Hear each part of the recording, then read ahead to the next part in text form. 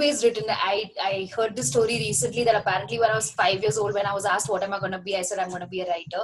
But that I don't remember that at all. But I always wrote. I did write. I wrote a really bad romance when I was in 7th standard, and then I wrote mysteries. As much like it's when I do classes with kids nowadays, I get really depressed because when you ask them to write anything they like, they all only write about Firang children going to Corfu for a holiday and a diamond heist or something like that. And I keep telling them that why do you guys always have George and Jack and John as your heroes? Why aren't your characters ever Indian? Aren't you guys exciting? And I suddenly realized that probably that's also the way we were brought up, right? Like we only read American literature. I digressed. I remember writing a really similarly bad book like the kids write right now for me, Right. about some Penelope and stuff like that, who had horses and everything. So so I think I always wrote. And I think what helped me, like you've asked me about, I write for films as well, is that I've literally tried writing everything. I have done a little bit of journalism when I was in college, writing for Maharashtra Herald. I used to cover the college news. I've done technical writing, instructional design for a company called Maximize Learning. I've done travelogues. I've done energy news, around the world energy news. So I've really tried my hand at different forms of writing. I think except for advertising, I've tried my hand at all kinds.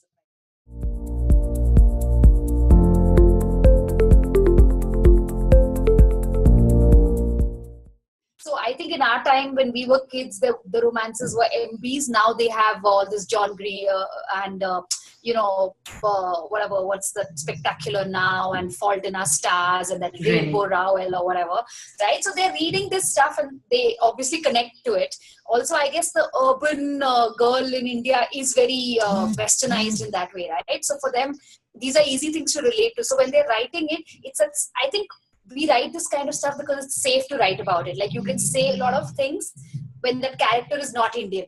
Like, I don't do it if my parents by chance read it.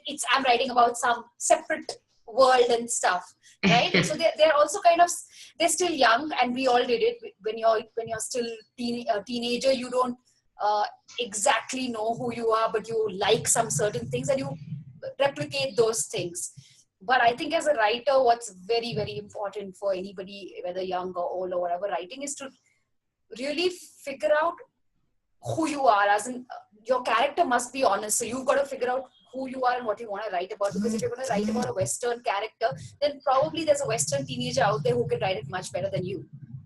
So why do that? Write about you, an Indian character who wants to be in a relationship or who is dating. What are the things they face as a 15-year-old with your parents at home and all, and you may end up writing something so real that other kids will be emulating you, right? Because you are going through that. You have 15-year-olds who are dating very seriously, changing a lot of boyfriends, which even 10 people who are like 30 plus don't necessarily relate to. Like, my nieces are dating a lot of people, and when we were 14, 15, we were not perhaps doing that. So it's interesting. They're going through a different thing, and they should try and show us that instead of just telling us that, oh, this happens in an American book or something like that. Yeah.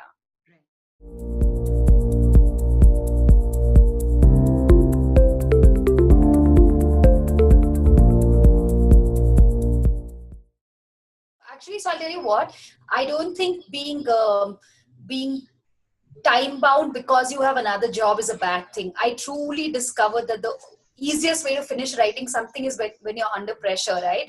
So if you're so committed, like this is your hobby, right? And you have your job and you are willing to, I know someone who wrote an entire script by waking up at 5 a.m. He was a lawyer.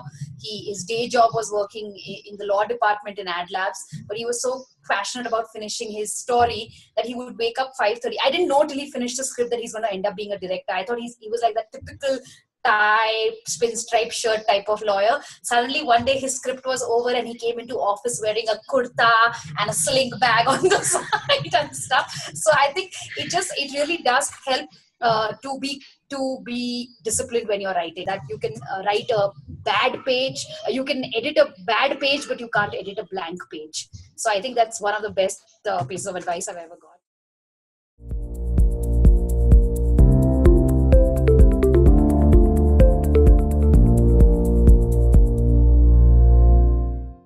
because I didn't have a tough time at all. I know the official process that is followed, which is that you write a synopsis of your story and the first 3 chapters, and you submit that. The first 3 chapters in full and a synopsis of the entire story, and you submit that as your manuscript, and then you wait for different publishers to get back to you. You can submit it to multiple people at the same time, and then whoever gets back to you first, you inform the others that you've got an offer. But for me, the way it worked was that I did a Duckable workshop. Duckable is a children publishing house for Anushka Ravi Shankar and Shayoni Basura. So they've been doing workshops across Bangalore, Madras, Delhi for children fiction. And, like first time, like never been published, or people attend the workshops, and it's a lot of writing exercises and things like that.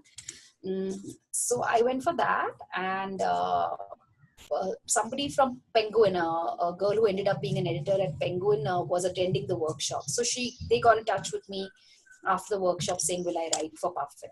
So I attended the 3-day workshop. Out of the blue, I got this offer, and I just happened to be in Delhi, living in Delhi at that point. So it was really easy coordinating, meeting up with the editors.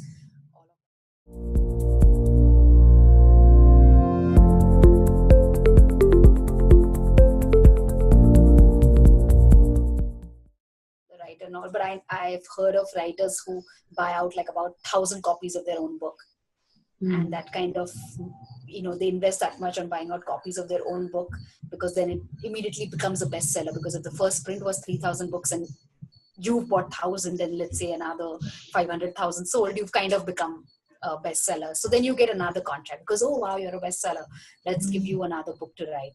And so you do that over the first 2-3 times you publish, and then the noise around your name starts. Oh, this is a publisher. People start writing about you, and then normal, actual readers buy your book. Right. End up doing all that. I was told that hire a PR person, bombard. I didn't think it was necessary. I just thought that I will get a lot of support and it will happen organically. But now I realize, I've been told also that Devdutt Patnaik, and he's the biggest name, I suppose, in Indian publishing other than Chetan Bhagat. So it's a really tough place to be a new writer. Unless you are willing to put in your own amount of money and get your own PR agency to do all of that for you. It's a tough place to be.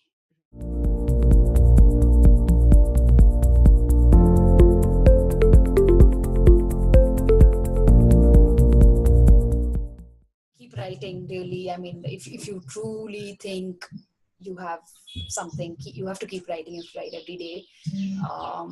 Second is you have to be prepared. Like, yes, having a publisher helps get you credibility. So I'm not dissing that completely at all. It's nice to have a well-known publisher, but then you have to be willing to go in whole hog to know that that's for the name, and then you're going to have to do everything else to make your book stand out or be there.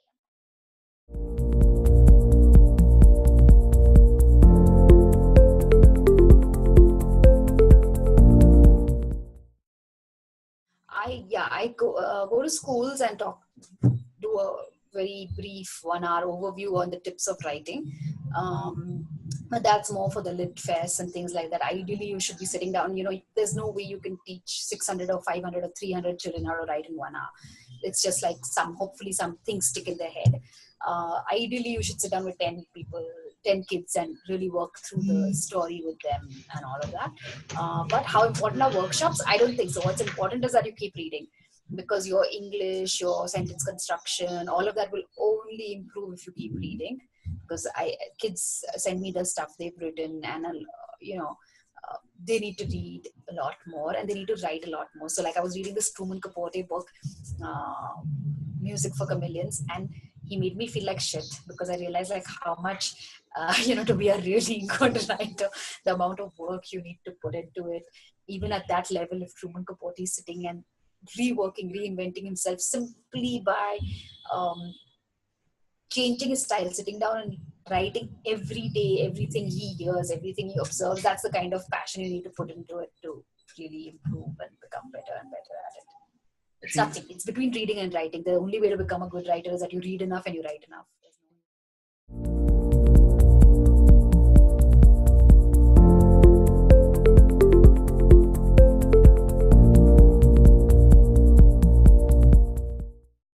Just reading. I'm reading better writers. So one of my resolutions for the last 2 years has been to stop reading trash. I no longer, even if I really just want to chill out and read trash, I don't read trash anymore. That's been my only resolution to improve as a writer. I just only read really good books. Uh, and then kind of, even if non-fiction, different writers, their approaches to it, reading those interviews from, what's the name of that? Shit, I've forgotten. There's a really good website which does interviews of different writers and poets. Oh my God, it's completely slipped my mind. But anyway, so just reading how different people approach it, how intense they are about it, kind of keeps me there. Right.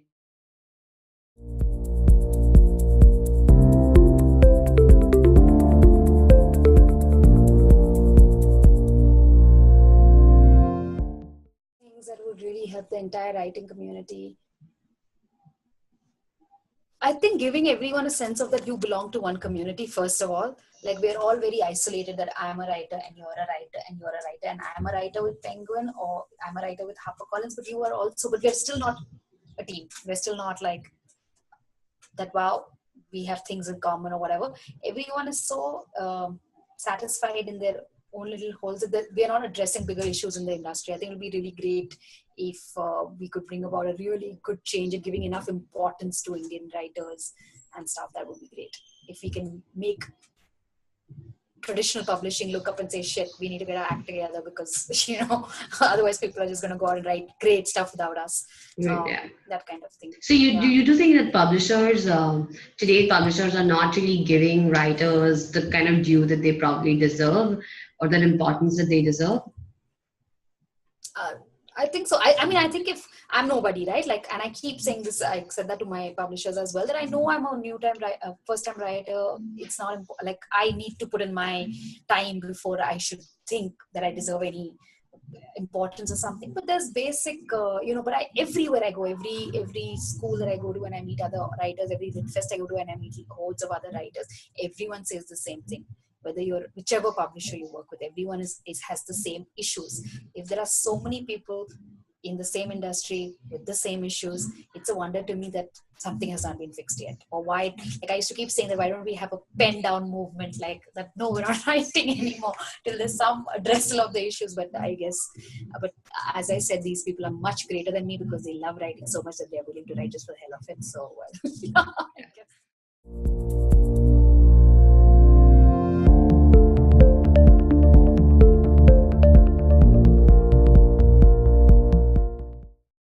Write when you feel like writing. Write 100 words every day. This is my only tip, actually. Write 100 words every day. In 6 months, you'll have an entire book. That's it. That's my only tip, pretty much. Yeah.